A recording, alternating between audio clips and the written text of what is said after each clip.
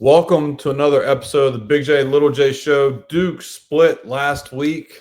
They won against Syracuse, lost 77-71 at Clemson, as we'll talk about in this episode and preview the week to come as Duke plays Cal tomorrow, as is Tuesday night during this recording, and then play Stanford on Saturday. But first, Duke lost to Clemson 77-71.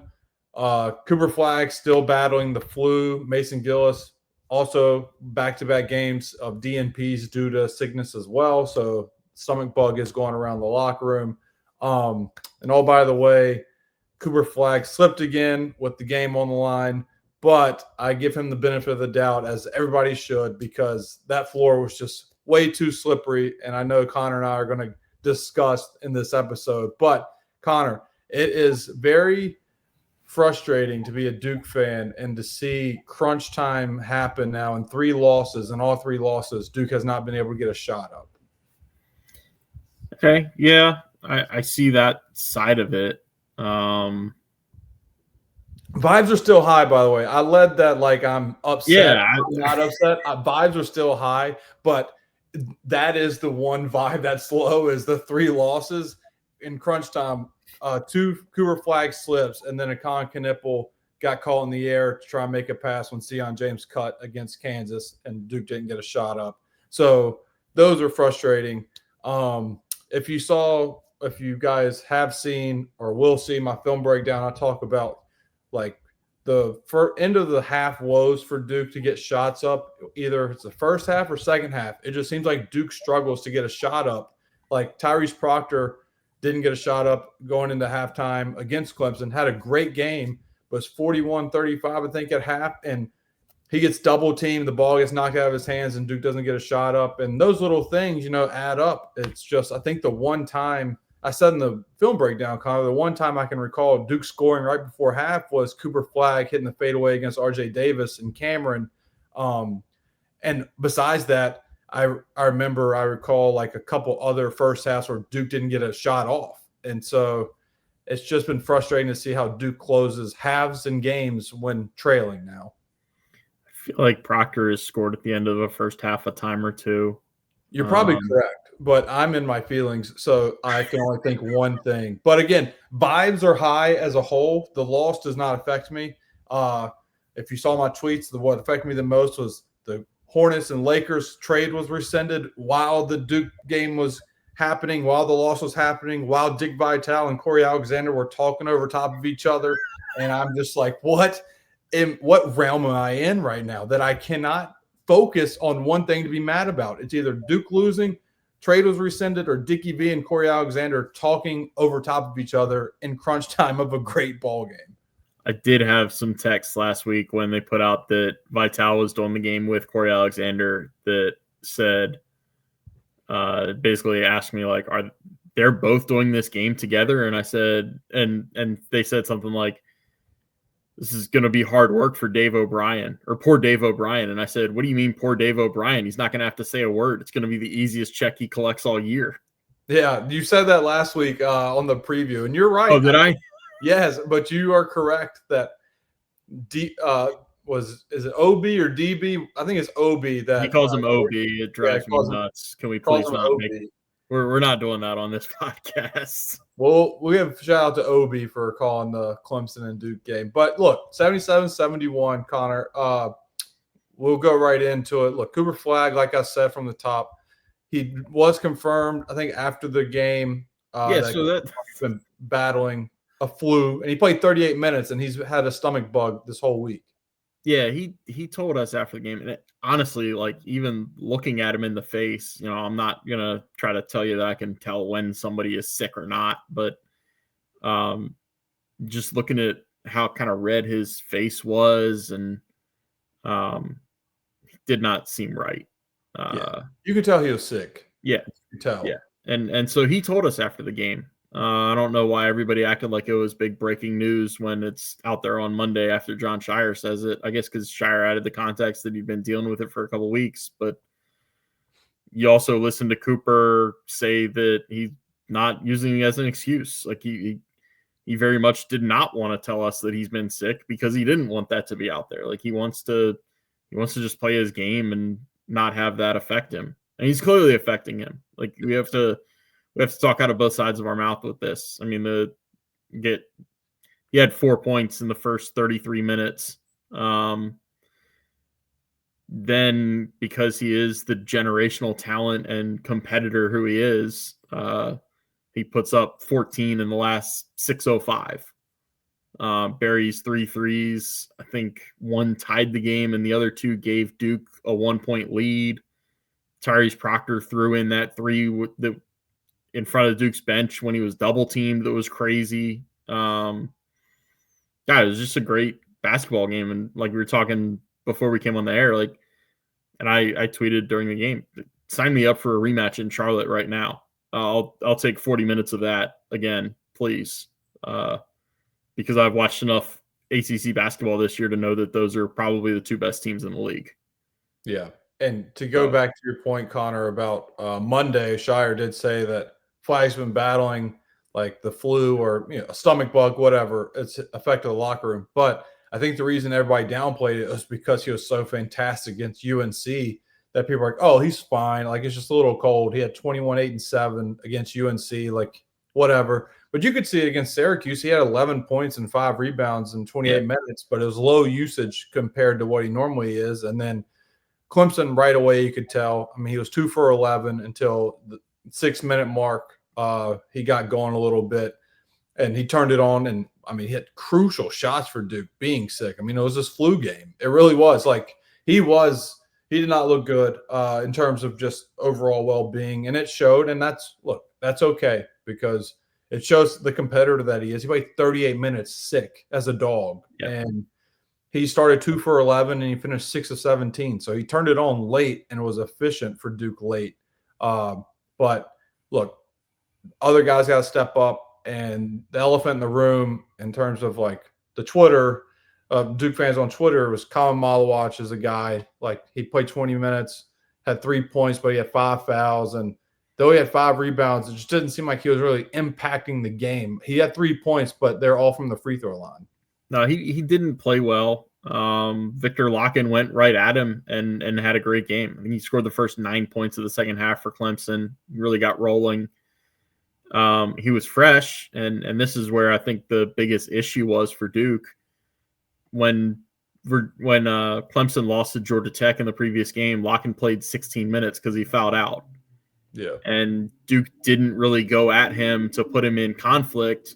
It's great that you're 12 for 24 on 3-pointers, but you're not putting the other team's big into conflict and drawing fouls on him to get him out of a game if you're shooting threes and making threes. So that's where I think most of the problem with that was you have this foul-prone big man that you did not put into jeopardy. Like you never jeopardized whether he was going to be on the floor or not. He might have picked up 2 with like 6 or 7 minutes left in the first half, but then Christian Reeves comes in and gets a little juice in his step and scores 5 points on you. Yeah, that was not good. That was not good for Duke to have Christian Reeves come in. He played 5 minutes, so it was that 5-minute stretch. 5 points, three rebounds, 2 were offensive, and he had 2 turnovers also. But that was the peak was 5 points and 3 rebounds immediately. Then he had like 2 straight turnovers, and that was that. But Duke they beat themselves, like, in terms of as the whole team. I have it right here. Flagg was 6 of 17, like I said, 3 of 11 from 2, and that was the tell of the tape for Duke as a team against Clemson. Like, they shot 50% from 3, 12 of 24, which is great.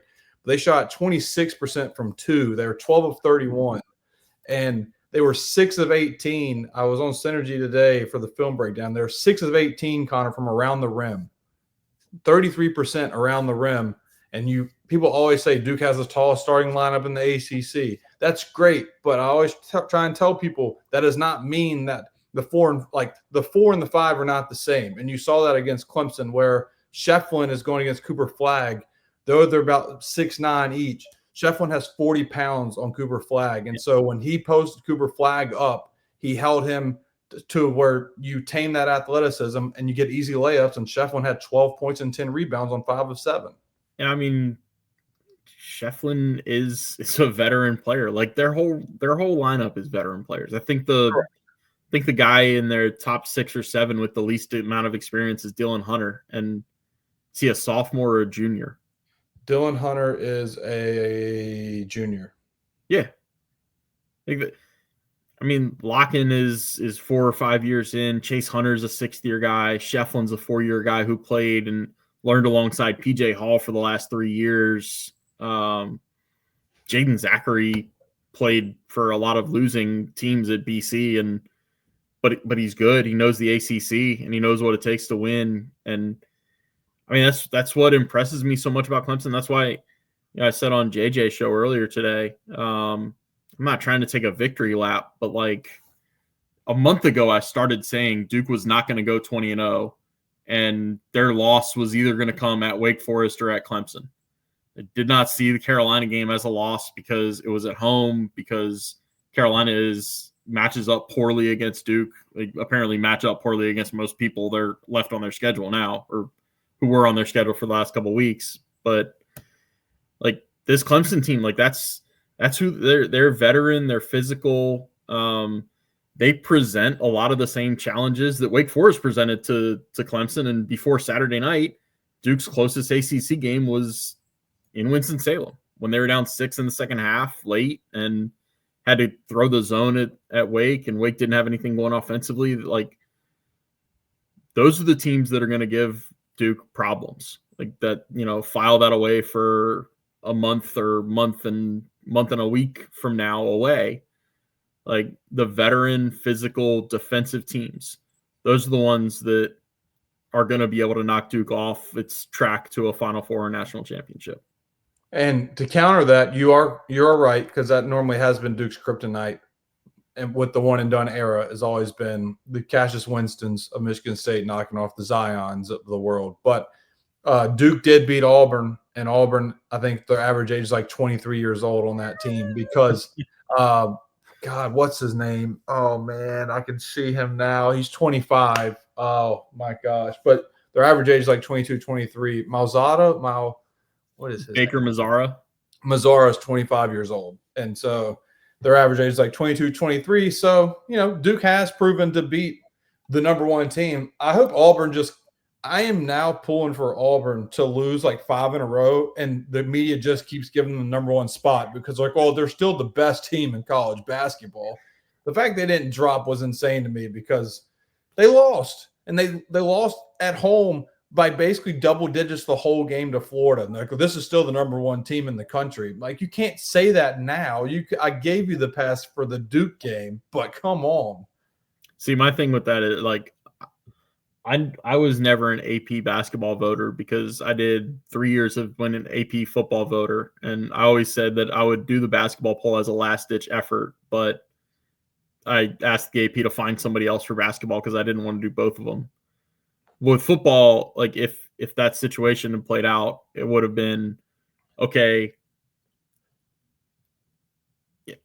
basically, if a team in the top 5 goes on the road and wins at number 1, but I still think really highly of who number 1 was, the team that was in the top 5 and just won the road game needs to be number 1 on my ballot. Correct. That's what I was like. I think Florida only got like 2 or 3 votes for number 1. And that's where my alarm bells were like, how can 34 people think that Auburn is still the number 1 team in the country when they lost to a team that it's not like they lost to a team that was a double-digit underdog. Like Florida is really, really good. They have guards that make a ton of shots.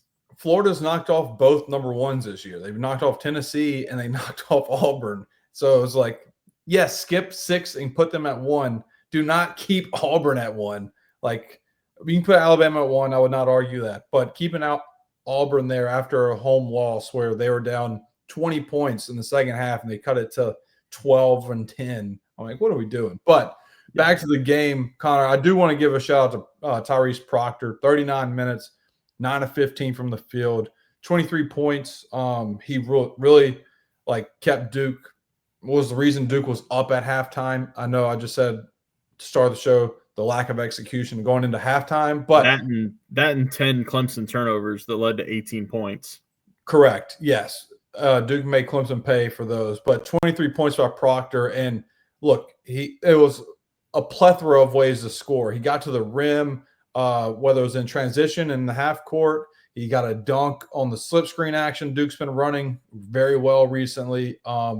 Threes, obviously, and then he had a couple mid range. Like, he did it all. He had one assist, but we're going to talk about Duke's assists in this game because that is a correlation to their wins losses, as we've come to find out. But Tyrese Proctor, hell of a game. Yeah, and it's kind of what they need out of Tyrese. I mean, you're not asking the guy to go out and score 23 every night, but that level of reliable shooting, that level of, what are we going on 3 years now of talking about how he needs to get to the rim more and not just stop and pop. After watching him miss a bunch of layups against like Wake Forest and UNC, the likes of those, I'm rethinking that. I think he should just stop and pop sometimes. But I joke. You keep talking. I'm pulling up his synergy right now. I'm curious to know what he is from around in the paint. Okay. No pressure. No, that's what you need out of him. I mean, he's going to guard the other team's best off-ball guard or wing, and Duke needed a big game from a guy who has been on that stage before. Yeah. And that was the main thing that stuck out. Missing Mason Gillis. This team basically has two guys on its roster that have been in a hostile environment where close to or over 10,000 people all want bad things to happen to you. Like, it's just those two. Maybe kind of Caleb Foster, like he played at Wake Forest last year. The first game of the year last year was in Carolina, so Caleb played in that one too, but he's fallen out of the rotation so much that I tend to just think of it as Tyrese and Mason are the ones with experience going into hostile environments like Saturday was. Yeah. And like Duke will see again at the end of the season when they go to Carolina. Like Duke will see when they go to Virginia next Monday night. I don't know how awake or sleepy the crowd will be at Miami. That's their only other road game left on the schedule. And I don't think even with tonight's win, they're going to surge back into contention. So I pulled up Tyrese Proctor's splits. You did a great job. Very pro, big J of you to keep the conversation going as I pulled him up. He is shooting 50% at the rim, 23 of 46. Layups, he is 16 of 38, 42%. He is graded out at poor on layups and below average at the rim. He's 16 of 38. He has 22 misses on layups. And last year I looked it up. He was 50%. Let me see what it was, like the amount of layup attempts. It was layup attempts 29 for 58, 50%. He was 53%. He had 4 dunks. Is that what it says? Yeah, he had 4 dunks last year. He has 7 this year. But yeah, look, around the rim finishes is just not his strength. It hasn't been his 3rd year, but what is his strength is his dribble jumper. When he shoots off the dribble, he is shooting 52% from the field, and that is graded out at 97th percentile, and is excellent. Like, that is when I think of Tyrese Proctor, I think of him snaking a ball screen and pulling up in the mid range, or him getting a screen in the perimeter, and they're in drop coverage, and he pulls it. And that's my favorite Tyrese Proctor. And the catch and shoot. The catch and shoot, he's been fine. Catch and shoot, he's shooting 40% on the year. And he's shooting a lot. Jump shot, he's shooting 40% on the year. Catch and shoot's 35, but efficient field goal percentage is at 52.5.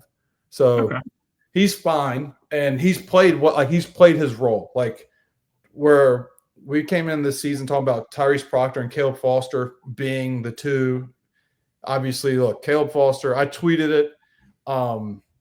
That sequence, the one sequence he had against Clemson, just sums up Caleb Foster's season. Three misses in about 3 seconds. Yeah, where he jabbed and he made a great move to get the rim, went off 2 feet like they're taught, like everybody's taught. Go off 2 feet, better balance, short armed it, stayed with it, missed it. And that second tip, I guess the third shot attempt, probably he should have came down with and kicked it out rather than trying to tip it because that was a low percentage tip. But he just, look, man, Caleb, I want him to succeed because I know he's in his head. And you can tell when Caleb played against Syracuse, you could hear the Duke bench on the mic every time Caleb did something good and cheer and excitement because they know that the guy has pressure or he's feeling some sort of pressure on himself. And it's tough to see him struggle like that because I know he's his worst critic. But if Duke can get something out of Caleb, that'd be great. But I did reply to you on Twitter earlier this week and said it's not the end-all be-all that Duke needs Caleb Foster to play well for them to cut the nets down in March. And I stand by that take, but, it would be nice to see him find a rhythm. I'm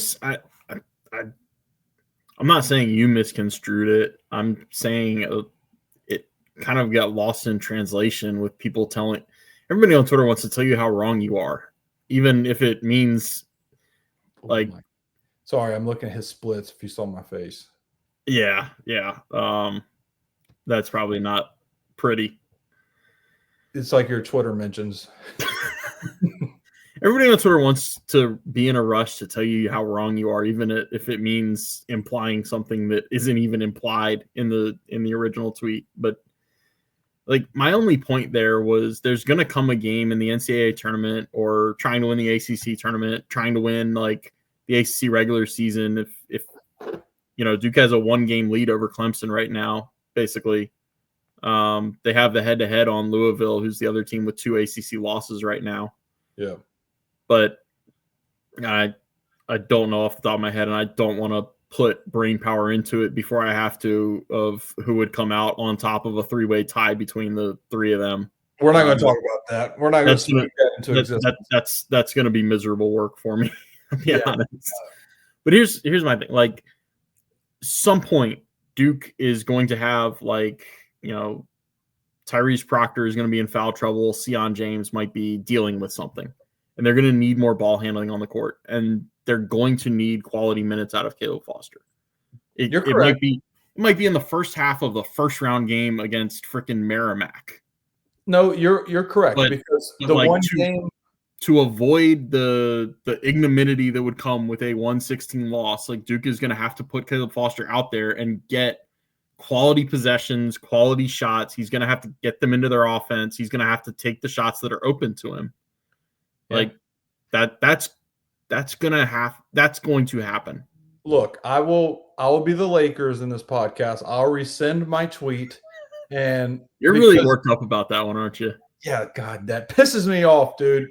Top 5 in 3-pointers on the year for the Hornets. We need a 3-point shooter because we're bottom 5 in the NBA in 3-point percentage. Dalton Connect fits the mold. And anyways, getting off track here because I'm getting on the rant. But what I was going to say, all jokes aside, you are correct because Duke and the fact that Duke needs something from Caleb Foster in that situation, Sion goes down because we've already seen it. He went down against Kentucky and it flipped the script, and Kentucky won that game because Caleb Foster could not be the guy Duke needed him to be with Sion James being out. And so you're right. And that is he and I'm trying to find the right words to say, like, it's almost like a batter going to the plate and he's in such a huge slump. And it's just like, don't worry about trying to make hit a home run. Just for the love of God, hopefully it's a blooper.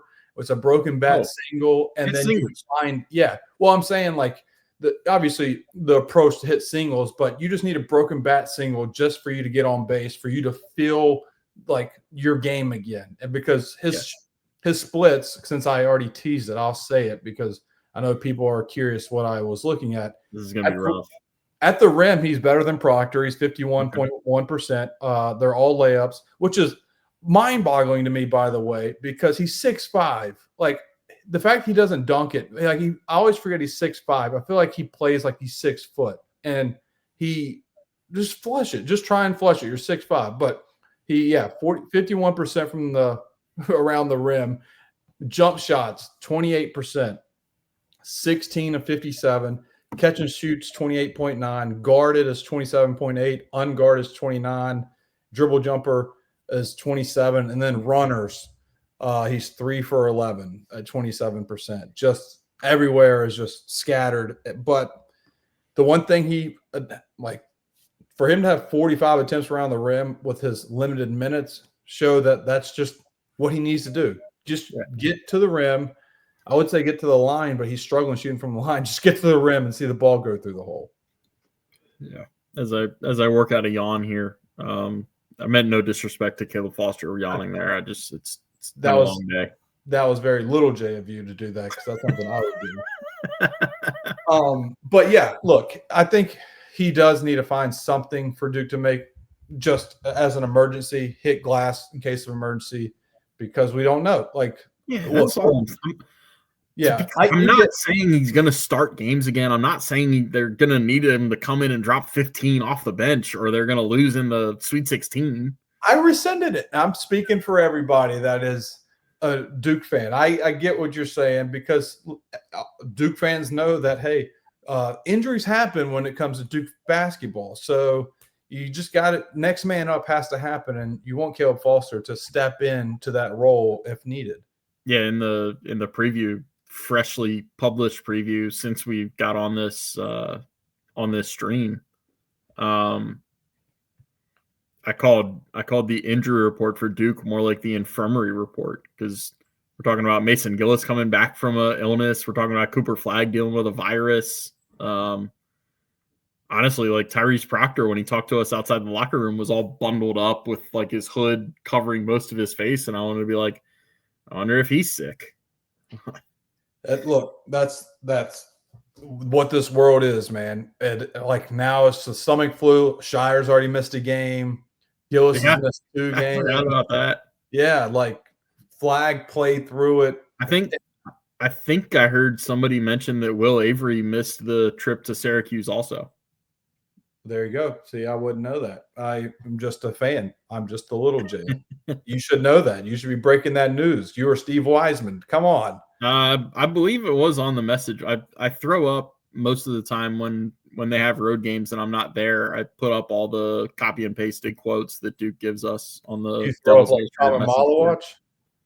Do what? You throw up like Common Malawatch on the message boards? Yeah, no. I would not. I don't want to keep thinking about that. That's like the third reference that I've had in the last 3 days of somebody mentioning that. And I'm like, I don't want to keep thinking about that. Please stop. Common Malayak. It's going to work. It'll fit there. It works better in my writing than it says verbal. But look, speaking of Common, Duke was out rebounding this game 36-23, Connor. Again, like I said, around the rim was the difference in terms of Duke was 12 of 31 from 2. Clemson was 26 of 41. But at the end of the day, rebounding and situational rebounding. How many times did Clemson miss a free throw and get second chance points? That's where Christian Reeves came in and got an offensive rebound and went right to the line because he got fouled right when he got an offensive rebound from the free throw line. I always feel like that's the biggest twist of a knife when the other team misses a free throw and you give up the offensive rebound so they stay on possession, and then you foul them so they go right back to the free throw line. Something about that sequence always makes me feel like it's such a dagger, even if they don't convert at the free throw line or make 1 of 2, something like that. Yeah. I looked it up while you were talking about the Duke's 2-point shooting, and then I forgot to mention it. That 38.7%, 12 for 31, that's their worst 2-point percentage of the year. I believe it. And they've had games of 70%, a lot of games in the 60s, a lot of games in the 50s, not that like 4 or 5 of them in the 40s. First time under 40%. I feel bad just noticing that now, 2 days later, because I've been so honed in on telling everybody and writing and tweeting how bad their 2-point defense was. Then I didn't realize how bad their 2-point offense was. No,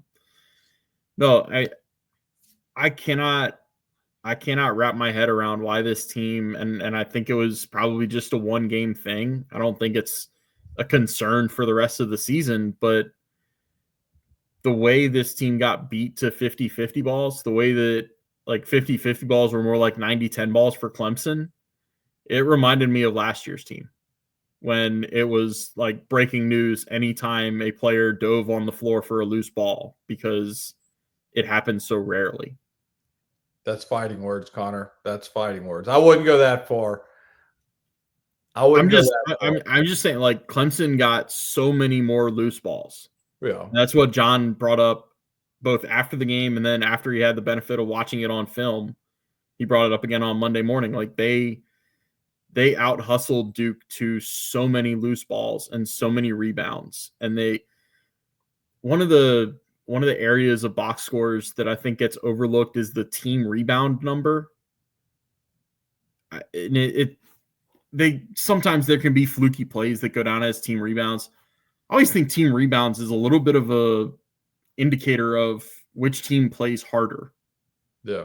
And if you play hard, or if you play harder than the other team, like, basketball is a game that favors the hard work. And like, Clemson had, I think, 17 rebounds to Duke's maybe 3 or 2. It was a lopsided number in that category. Like the other number that I brought up was Duke's leading rebounders were, I think, Common and Cooper both had 5 rebounds. Yeah. Shefflin had 10. I think Chase Hunter had 10, or not 10, 7. And then their team rebound number was 7. So 3 numbers on Clemson's rebounding page were higher than Duke's top rebounders.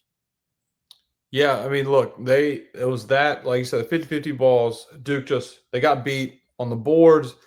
Clemson, again, I said on my film breakdown, it seemed like Clemson scored every baseline and sideline out of bounds. There was one in particular where Shefflin hit the 3 with 3.4 seconds left on the shot clock at the top of the key because Cooper Flagg went under the screen, and he hits a huge 3. I think it was a 3-point game at the time. That either tied it or flip it. Maybe it was tied, and that put him up 3. But like that's monumental. He's pulling out the yellow notepad to see if he can find it. But look, did you find it? First time the game was tied, right there. If you can see it on the thing. What was the score? It says late shot 49. clock, 49-49. First time the game was tied. And then right after that is, Clemson's first lead was 51-49. There we go. That 3.4 seconds left. Flagg goes underneath the post-to-post screen. Shefflin hits top of the key 3. Tie ball game, first tie of the game. Felt the tide shift. And then like 8 minutes left where pull it out again. Well, Slim was in the game, and talk about rebounds. He assumed that the ball was in his lap, and it got ripped away once. Like, it was in his lap. Clemson ripped it away from him. And they either scored in that possession or got fouled.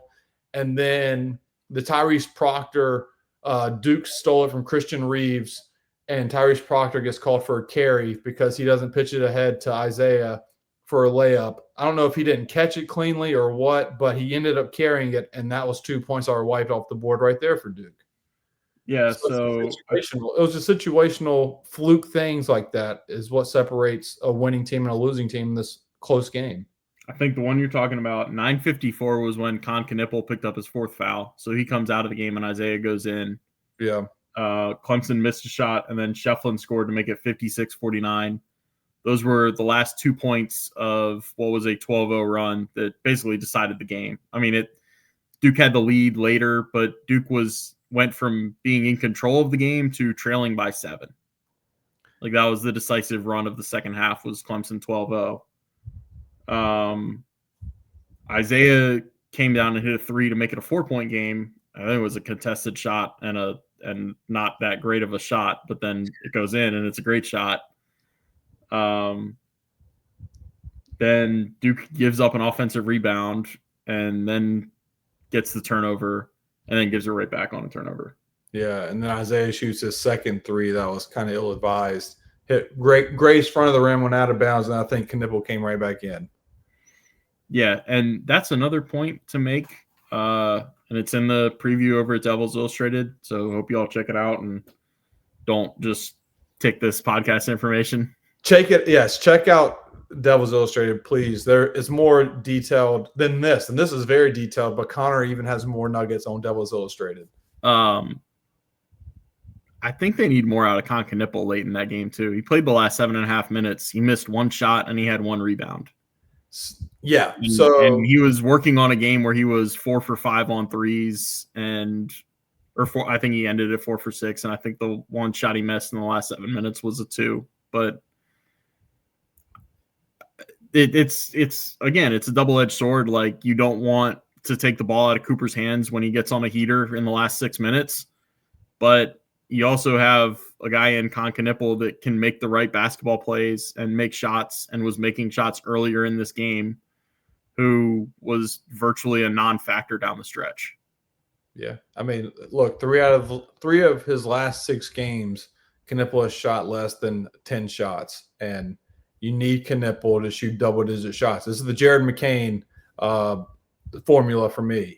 If you have a shooter like that, he needs to shoot double-digit shots. I don't care how he gets it. He was 5 of 12 against Wake, 5 of 15 against NC State. That was a weird game. But then against UNC, he was 7 of 11. Miami, he was 9 of 11, but then went 0 and 5 against Boston College. That weird game there. But it was 9-11 against Miami, 0-5 against Boston College, then 12-15-11 against Wake, NC State, UNC, then 3 of 6 in 21 minutes in the blowout at Syracuse, and then 9 attempts against Clemson. Yeah, he needs to shoot 10 to 12 shots a game at least, because if you look at his game log, when he shoots in double digits, Duke wins, and Duke wins by a lot.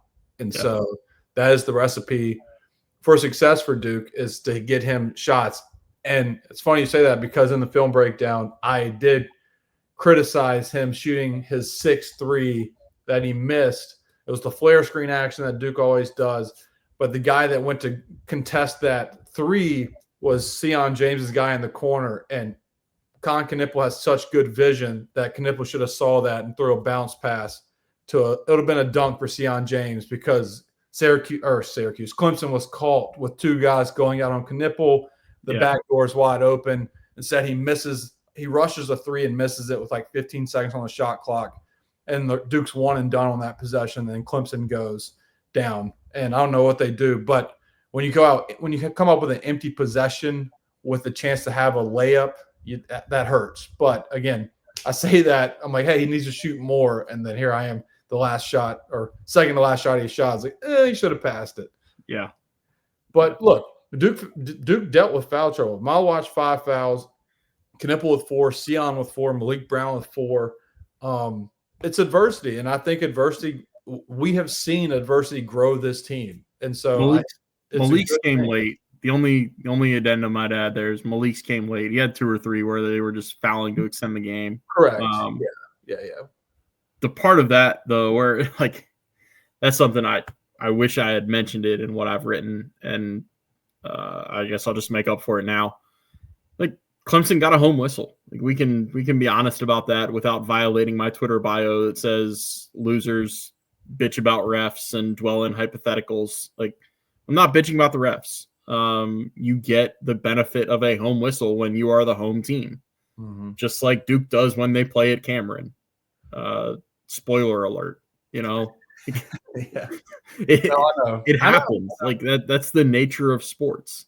Duke is going to get a home whistle when they play Cal on Wednesday night. They're going to get a home whistle on Saturday against Stanford, which is going to be important against Maxime Reynaud. And they might have some calls go against them when they go up to Virginia next Monday night. But I say all that to say, like, I do think part of giving up 26 of 41 on 2-pointers, giving up over 20 free throws, part of that is the way the game was called. Like, Duke lost some aggressiveness and lost some of the physicality that they normally play with because they had guys in foul trouble. Like, because Kamen Malawach had 2, because Con Knipple had 2 early ones, because Sion had 2 and was picking up 3. And I think Knipple and Malawach both had 4 with either 8 or 9 minutes left in the game. Yeah. So they lost some of their aggressiveness because of that. And that's that's another part of where I think I mentioned in the beginning. Like that's the part of me that says, all right, let's see them on a neutral court where that's not as much of a factor, and let's see how that game plays out. Yeah, I mean, look, Mala watch to we talked about the offensive rebounding on the free throws from Clemson, but I said it on the film breakdown as it was very detailed. I had 50 clips, but I condensed it to like 30. I was like, all right, I'm not gonna do 50, would be here till tomorrow. But one of the key ones was his fifth foul. It's just like, look, Cooper Flagg missed the free throw. You can't go over the back there. One, that's your fifth foul, and two, we're in the double bonus. So Clemson's going on the other side to shoot free throws with a minute and 18 seconds left or something like that on the clock. And so you got to know basketball. Again, this is where he is still young to the game of basketball, where he's trying to be aggressive to make a play. You got to pick your spots to make that play, and it's not there. Duke got bailed out because Clemson missed both free throws, and then Cooper Flagg came down and hit a three to put Duke up one, I think, and then obviously went back and forth there. But Malawash just can't do that. You got to know situational basketball when there's a minute and 10 seconds left. You have 4 fouls. It's a tie ball game or a 1-point game. You can't go over the back, try and get offensive rebound because that can shoot you in the foot. Luckily, in that moment, it didn't for Duke. But again, that's a good film session for him to see with the staffs. Like, you just can't do this because we need you when it matters the most. Yeah. Yeah, I mean, it didn't shoot Duke in the foot from the fact that they missed 2 free throws, but it shot Duke in the foot for not having Malawatch in the game at the end. Yeah, it did. But, Connor, I don't have anything else left talking about the Clemson game. We can move on to – You don't want to talk about John Shire shoving kids that were running into his team space at the end of the game? He looked like Graham Barton out there against Clemson, just holding his own. Jacob Monk just dominating Clemson's D-line. I've seen that before in Wallace Wade Stadium. So that was nice to see. John Shire took some notes from a couple season openers ago. Yeah, I have no desire to talk about court rushing. I have no like. I don't have a look. I get it. Well, Duke will always have a standard. Like, students will always go after Duke because it is Duke. That is just what it is. You can't ban all court stormings because it doesn't happen to every team. It happens to Duke. And I'm not saying that as like I'm putting Duke on a pedestal. It's facts, right? When we saw Filipowski's situation, how many people went by Filipowski trying to not hurt him, but lean into him to let them know that they were there. They weren't trying to like go out to hurt him. He did end up getting hurt, but they're looking to shove him. And now we're in the day and age of social media. How many Clemson fans did you see on the TV? They already had their phones out running straight to Cooper Flagg, running straight to Duke's bench to cause chaos, to be in the face of Duke players because it is the brand. UNC just lost to Clemson, and it was just crickets. Dabo was upset there was no court storming because they do it after every Clemson football game. But, like, it's Duke. It's what comes with the territory of being a Duke Blue Devil. It is what it is. Like, even Kentucky, if Kentucky – I was going to say if Kentucky played at Clemson, they did and they lost. But you didn't see the uproar when Kentucky lost at Clemson because from what I saw, I didn't see students go to their bench to go find Kobe Brea to put them on their Snapchat stories. It's just a Duke problem. And I don't know. Shire said after the game, like, look, I had them out there because Cooper attempted the three. It'll cut to a 3-point game. There's still time left. I get that. I just think, and he tried. It was too late. He tried to tell the guys to foul right when Cooper missed or something. He tried to get the team to foul with a second left just so he could probably sub in the Spencer Hubbards to fall on the sword. But it wasn't in time.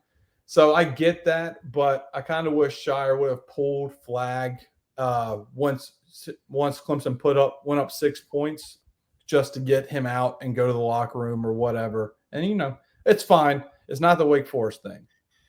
I mean, you're old enough to remember. You remember how Roy got skewered when he pulled the starters off the court and left the walk-ons out there in Tallahassee. Yeah. I don't think you can do that.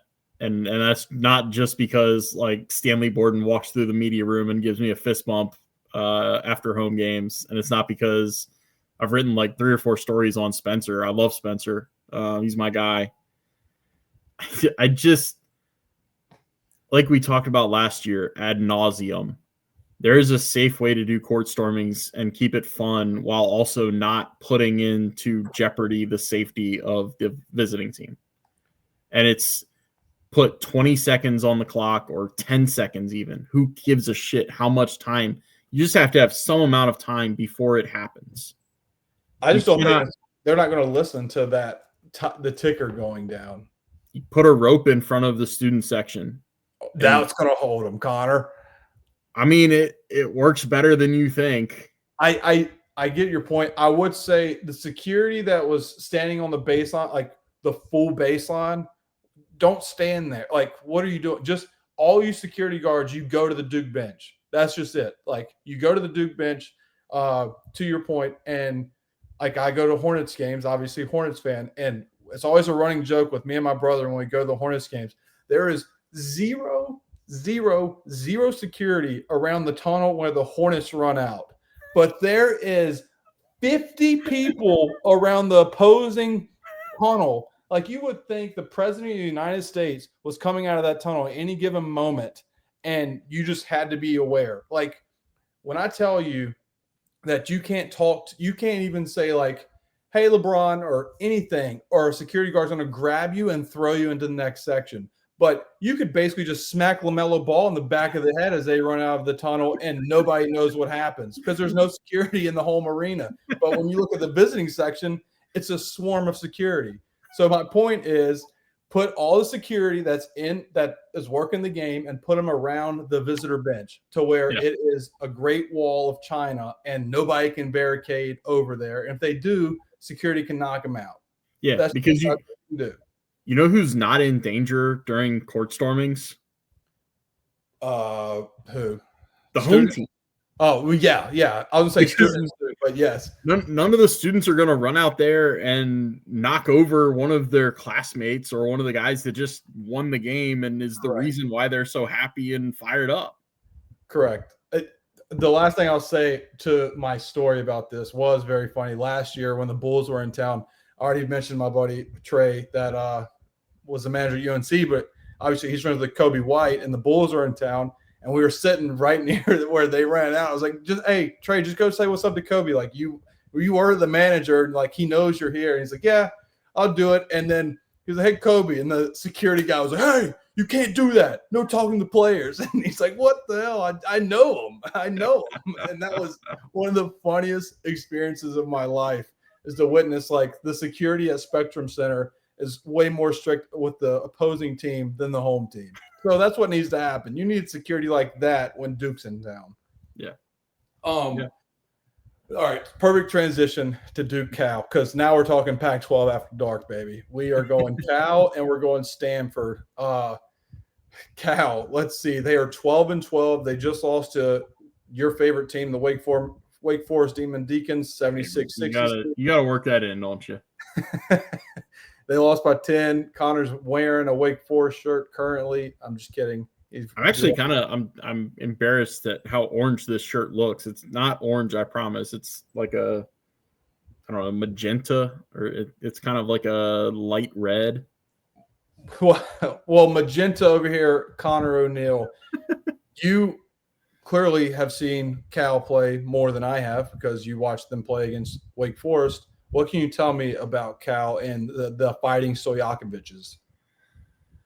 So I think Cal is less than the sum of their parts. By that, I mean, I look at some of the players they have and look at the talent level they have and think that they should be better than 12-12. Like, they're kind of they're in a tough spot because Andrei Stojakovic missed 4 games with a hip injury, and he came back last week against State and Wake and played like shit. Like, just didn't seem himself. I think against State, he was like 2 for 12 or 3 for 12. Against Wake, he was like 4 for 13. He's not the most efficient shooter to begin with, but like those are bad numbers. I mean, he through the first 16 games of their season, he was averaging over 20 points a game. I think if he wasn't leading the ACC in scoring, he was either second or third with Maxime Reynaud, who Duke is going to see on Saturday. So where that kind of worries you is like he is a scorer. He is wired to score. He could break out. Like he, might make the trip out and drop 25 on Duke because he goes into Cameron and just feels unconscious. Mentally prepare yourself for that possibility. Not saying it's a definite, just saying like he's that type of player. They have a 6th-year, it's another game with a 6th-year point guard, Javon Blackshear. It's not like he's a Chase Hunter where he spent 6 years at a power conference program. He spent 5 at Grand Canyon, but he was a point guard for Grand Canyon that made the tournament 3 out of the 5 years that he was there. So he's got some experience on winning teams. He's not as much of a scorer. The other scorer they have is Jeremiah Wilkinson, this freshman lefty wing / guard. He can get off on everybody. I put it in the preview. He's going to be the answer to a pretty obscure trivia question here in ACC territory. Whenever you hear somebody ask who was the other freshman to receive a preseason ACC Rookie of the Year vote other than Cooper Flagg, it's this guy, Jeremiah Wilkinson, is the reason that Cooper Flagg was not the unanimous ACC preseason Rookie of the Year, which really doesn't mean jack shit because he's going to win the award in a month or so. But I mean, I'm happy for Wilkerson, but 14 points per game, 13.8 points per game, 1.8 rebound, 1.3 assist. Oh, he's not interested in doing anything other than scoring the basketball. 41% from the field and 29 from the 3-point line. Like he is a volume shooting scorer. He is a chucker because he shot 6 of 21 against Syracuse, and Jesus Christ, he has not shot. The last time he shot 50% or better in a game was at NC State. They won by 3 on January 18th. It was 4 of 8. The game before that was at UNC. He was 0 of 8. That guy is a chucker. Oh my God. Yeah. He has no conscience. No, you don't say. I mean, the Wake he had 21, but he got 10. He did have 30 against Miami. Like Miami's defense is awful, but he did have 30. He did have 30. He was 10 of 22, 1 of 10 from 3. That is hilarious split right there. Yeah. The other name you need to know is Rytis Petritis. He is the 4 who's going to be matched up against Cooper. He's another one of these ACC 4s that does a little bit of everything. Right. Like he'll hit a corner 3. He's a really good offensive rebounder. He plays hard as shit. He's not the most skilled guy in the world. Kind of reminds you of Shefflin, just without the girth and Shefflin. But he's a very like tough, gritty, grimy player. He's going to get a block or 2, going to get a steal or 2. He moves the ball well. Matty Sissoko is a physical guy on the inside. Like him and Malawach will be banging.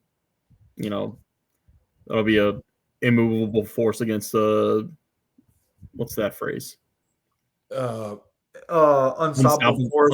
force, immovable object. Yeah. Yeah.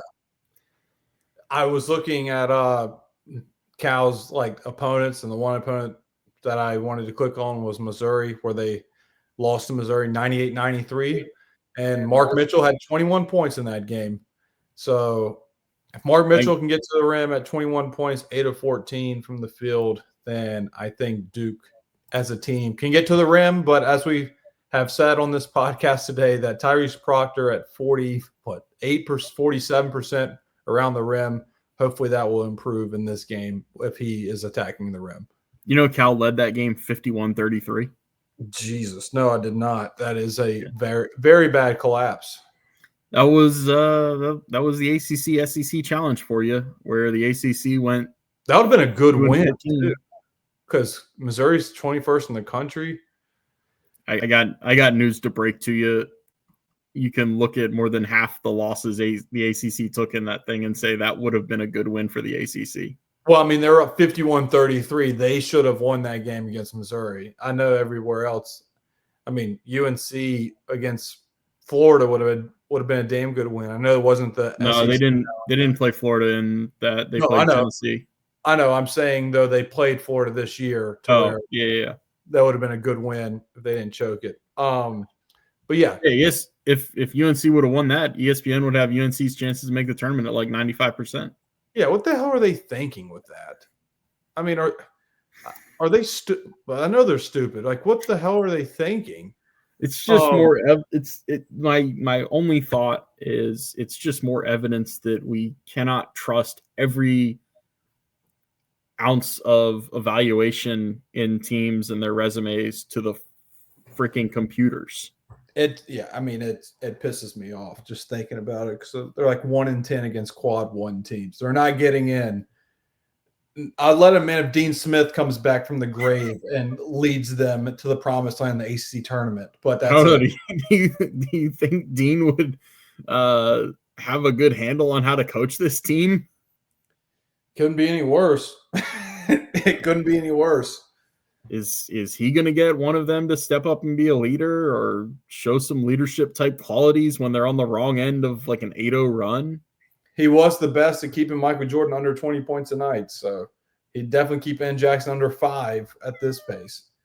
I knew there was a Ian Jackson barb coming from you. Look, Duke is a 23.5-point favorite against Cal. The Stanford game is going to be the one.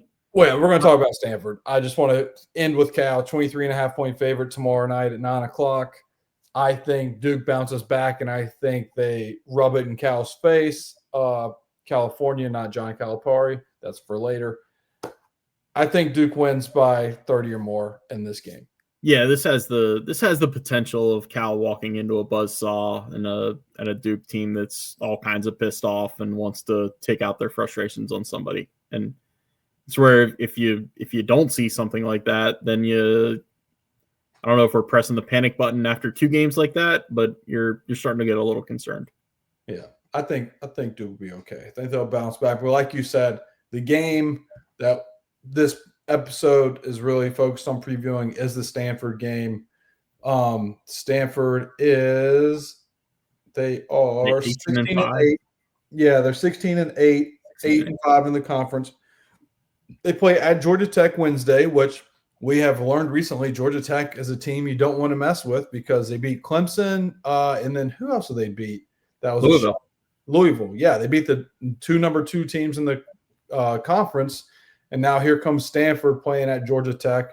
You can get your tickets as low as $2 apparently on ESPN.com. And then the next game's at Duke. Ticket as low as $678. So congratulations to you that is going to the Duke-Stanford game. Very affordable for a family of 4.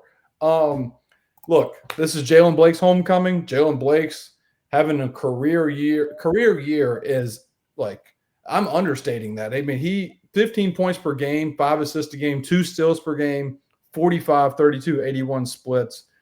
He is killing it for them. And obviously the man in the arena is Reno, but I got to give Jalen Blake's props. He hit the game winner in the Dean Smith Center, and he's had a hell of a year for Stanford. He's got to get healthy, though. That's the main thing is he's missed 3 games with concussion symptoms. They've missed him. Like they lost, I think, the first 2 of those. Yeah. Got blown out by SMU, lost a close one to Wake at home, and then edged NC State without him on Saturday. So we'll have to see if he plays at Georgia Tech. I hope he plays. I mean, yeah, it's the Malik Brown thing going to Syracuse. I hope he plays at Duke. I hope he wear a helmet. I don't care. That would actually be very fitting for Jalen Blakes to wear a helmet at Duke after his 2-year stint of just being a wrecking ball and where he almost died last year. Was it a layup or dunk attempt where he just landed right on his neck? And the bench, look, everybody on Twitter was freaking out. And I was the only one laughing because I immediately looked at the bench and the whole bench were covering their mouths, like laughing, knowing that it's just like that is Jalen Blake's. So was that his neck or his back or what was that? A layup attempt? I can't remember. He went up. It was late against JMU when they were blowing him out in Brooklyn. Yeah. And I'm only laughing because he's okay. And also, like I said, the bench was just like, could not believe what they saw. I can't remember the specifics of whether it was a layup or a dunk attempt, but I do remember going to Dallas, and I think I was saying on my message board and stuff, like I can't imagine there's any scenario where he's ready to play like after seeing what happened to him. And then we get down to Dallas and go into the open locker room day before their game against Houston, and there's Jay Boog telling us he's good to go, like he's fine and he's ready to roll. And I'm just like, what are you talking about? You died like 4 days ago. He folded like a lawn chair. Like he scorpioned himself, reverse scorpioned himself. But the key for Duke to win this game against Stanford is to come out with brand new basketballs, because we saw what happened with Jalen Blake's dribbling a brand new basketball in March Madness, where that ball, he would go forwards and the ball stayed behind him. So that is the key to win this game. I'm giving Jalen Blake a hard time, love him to death. But that was also very hilarious in March Madness. Was you could tell that those were new basketballs because Jalen Blake's had no feel of that ball. He had like 3 steals in that one game, and it led to 3 turnovers immediately afterwards. Yeah. Oh, God. He's come a long ways. He's Agent Chaos, man. He's Agent Chaos. He is the most chaotic, neutral character I've ever covered. And it goes to show, like, obviously he played hard at Duke, but his confidence isn't what it is now, clearly. But that just goes to show, like, maybe that's like, again, getting way ahead of ourselves. But Caleb Foster changed the scenery, that he moves on from Duke. He finds himself elsewhere. And Jalen Blake's had a career resurgence at Stanford. And, I mean, it's no secret on this show. I said that that Davidson and Jalen Blake's were in talks in the offseason. And that's where I thought Jalen Blake's was really going, was the A-10 route. And so when I heard he was going to Stanford, I was like, well, that's good, but he's going to average 7 points a game. Yeah. Holy hell, was I wrong? And so I think this is a Caleb Foster type of thing, to where if it doesn't work out and he does leave, I can see him finding his groove elsewhere and be pulling for him as well. But yes, Jalen Blake's, hopefully he's healthy in this matchup. But the main guy we need to talk about is Maxime Reynaud, the best, one of my favorite bigs in the ACC and arguably the country. Dude's a hooper. I think I told JJ 95% of seasons in ACC basketball, like, he'd be the player of the year, and it wouldn't even really be that close. It just so happens that this is a year with Cooper Flagg, and Cooper's going to be the player of the year. God, Maxime Reynaud does everything well. He rim protects, he rim runs, he shoots threes. Against Wake last week, he was running point center because Jalen Blake's backup, Benny Geeler, were both out. So that's where, like, Maxime Reynaud is really good. I think one of the main reasons Maxime Reynaud is really good is because we made it 1 minute and 4 seconds in here, and we've lost Connor. Or 1 hour and 4 minutes. Oh, I'm back. Can you hear me? Yeah, I can hear you now. Me? Yes. All right. Where'd I cut out? Oh, man, you were talking about what makes Maxime good. Okay. Maxime Reynaud is really talented and really good. One of the things that makes him as talented and good as he is and gives him the numbers he is Kyle Smith understands run everything through that guy. Like, that is my bell cow. It's almost like having Ashton Jeanty as your running back. Just run everything through that guy. He's the most talented player on your roster, and use him in every feasible way you can.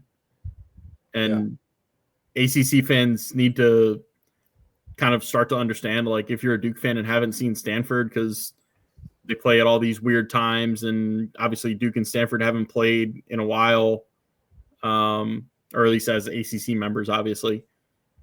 Kyle Smith is one of the probably 5 best X's and O's coaches in the ACC. I would give him that right now. He like, I talk about Cal and Mark Madsen not getting as much out of that team as he should. Kyle Smith is getting as much as he can out of this Stanford team. Yeah, I mean, look, they're well coached. Like I said, Jalen Blake's is career resurgence, and then Maxime is phenomenal. The Wake Forest game you alluded to, he had 16 points, 10 rebounds, 6 assists, and 3 steals. The dude did it all. He struggled from 3. Like, he's streaky from 3, but recently he struggled for 3. His last 4 games, 3 of 10, 2 of 6, 1 of 7, 0 for 2. But the dude can step outside and shoot it. And that can be a matchup nightmare for Duke if, one, Malawash does a good job of actually being aggressive on the perimeter. But with him being aggressive on the perimeter, he's never had a big like this to where they can shot fake and probably work their way by the long, lengthy Malawash in the perimeter, because this dude does it all. I mean, 20 points a game, 11.7 rebounds a game, and 48% from the field, but he's shooting jumpers. Like, it's not 48% and they're all around the rim. The dude does it all. He will be – I don't know where he's projected in the draft, but he will be in the league for a while because he's 7'1", 250 with this type of offensive game. Yeah. Yeah, that's the thing. Like, that's where the NBA frustrates me, because he's a fourth-year guy, so he's probably not going to be a first-rounder unless somebody takes him to be an immediate impact guy. Yeah. But if he falls into the second round, he should be the first pick of that day. I mean, he's attempting 16 shots a game. That's unheard of in this day and age of basketball for a center in college to shoot. That's RJ Davis shoots 15 shots a game, and I'm like, damn, he's shooting them things. 7'1" center shooting 16 shots a game, 48% from the field is impressive. You just gotta ride your horses, man. Like, yeah, you look at Stanford's roster and you try to project what it will look like next year, and you get a little worried. And you get a little skeptical that they'll be able to carry some success in year 1 in the ACC over to year 2. But for now, like, if they win at Duke, which is obviously a tall task, Duke hasn't lost a home game yet this year, they're gonna put themselves in some NCAA bubble conversations. Yeah, they should. They look, and if I was a part of the committee, if I had a bubble team or a team that's on the bubble, my factor of making the tournament, whether it's right or wrong, is do you have a dude that can win you games? And that would be my criteria. Yes, you're 20-12. Yes, your record against Q1s, there's this and that. I don't care. Do you have a dude that could win you games in the play-in game and then make an upset in the first round? Yeah. My answer would be yes with Stanford, so Stanford would be in my tournament. But yeah, yeah, I was just looking to give him more credit because, he needs it. But last year he shot 2 threes a game. He averaged 2 threes a game. This year is 5.3 threes a game. So he's clearly made that step to being a pro. Like, his three-point percentage is down 3%, but he has almost tripled the amount of three-pointers that he's attempted from last year to this year. And the free throw percentage is up from 78 to 79, but he's doubled his free throws per game. So, like, his shooting is just, I love this dude. I'm excited to watch this guy. Maxime is a guy I'm very high on. And now that the Hornets have 4 centers, we might as well get a 5th and get him in the second round of the NBA draft. I knew it was going to come back to the Hornets. I knew it was going to come back to the Hornets. Look, all right, Connor. So, last week, Duke went 1-1. We'll end with this in the week slate of the show. Now Duke plays Cal, Stanford, the biggest ACC rivalry ever. Cal and Stanford. Duke plays them both. I don't know what the spread is, obviously, for this game. I would assume it would be 10 or 12, 13. It's not out on the gambling sites yet. Ken Palm has it. Ken Palm has them being separated by 20 points. Holy shit. Well, that shows you how off I am with – I'm East Coast bias over here, even though I guess it's more West Coast. I gave him 7 points there. Duke's been really good. 20 points. Yeah, but I would assume he would equate for something. But also Jalen Blake's is out to where if – whatever. I'm not saying Jalen Blake's moves the needle that severely, but I can see it being 20 with no Blake's, and he has to be a one-man show against Duke. Yeah. Duke goes 2-0 this week, but Stanford, you think they can catch Duke, not for an upset, but catch them napping to where this is kind of like an NC State game where, again, not a 15-point deficit, but you're more like a Notre Dame where Duke's up 15, they're cruising, and then all of a sudden there's a late run and Duke, they lose focus. My take on both of these games is kind of the same. Like I expect Duke to win both by double digits, but I also think that with Cal and their guards, they have the horses to get hot and put a scare into Duke. And Stanford, who their horse is that they're going to try to ride and put some game pressure on Duke. Like I don't think I'd bet on those things happening in this game, in these games. But you need to not be shocked if things play out that way. And they're a lot closer than Vegas or FanDuel or Ken Palm or whoever thinks they're going to be. Yeah. I think Duke cruises against Cal, like I said, 30 or more. And I think Duke handles business against Stanford. Obviously, I can't make a prediction if they're going to cover or not because we don't know the spread. Ken Palm has it at 20. I would probably take I would probably lean Stanford at 20. If it was 16, I'd take Duke. 17, but 20 seems like a lot. And it just seems like an environment where Reno would come in wanting to play in that type of environment and thrive. It's a good and also great test for March Madness for Common Mile watch if Duke plays Michigan. If they draw Michigan in their bracket because what's his name? Danny Wolf. Just an absolute bucket. Shit. Common would be checking Vlad.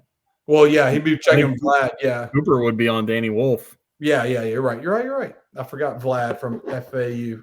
But my point being, Duke needs all the healthy reps they can get from talented individuals on these down ACC teams, and Maxime is the perfect guy for Common Mile Watch to get these healthy reps as Duke prepares to March Madness. So, Connor, I appreciate it as always, brother. Once a week's always a blast. It is 10 o'clock now. Going to get this out tonight, at least the audio version, then YouTube should be up tomorrow. So cool. I appreciate you, and I appreciate you guys listening. Subscribers keep going up on the YouTube, but also on Apple and Spotify. And with that, take all those subscribers to Devils Illustrated. Connor has good stuff. I'm not being biased. I swear on my life. So check out Devils Illustrated. Your life. It ain't worth much. Check out Devils Illustrated, and you won't be sorry. And if you are sorry, just lie to me and say you like it. So I appreciate it, and we'll see you guys next week.